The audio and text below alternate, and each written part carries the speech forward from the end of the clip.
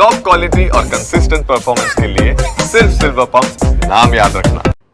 રાજસ્થાનમાં ભારે વરસાદથી જળબંબાકારની સ્થિતિ। બુંદી શહેરમાં ભારે વરસાદને કારણે રસ્તાઓ પર જાણે કે પૂરના દ્રશ્યો સર્જાયા છે, જ્યાં રસ્તા પર નદીની જેમ પાણીનો આ ધસમસતો પ્રવાહ જુઓ।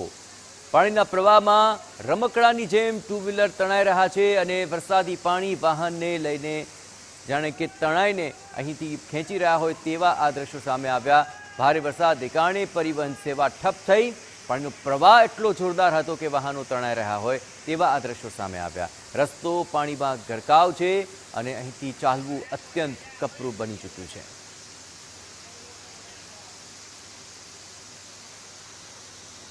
પાણીનો તેજ પ્રવાહ એ રસ્તા વચાડેથી પસાર થતો વરસાદી પાણીનો પ્રવાહ છે અને દુકાનો પર કામ કરી રહ્યા લોકો મજબૂર છે। આ પાણીના પ્રવાહને કારણે અહીંથી પસાર થવું અત્યંત કપરું છે અને વાહનોની અવરજવર પણ મુશ્કેલ બની છે।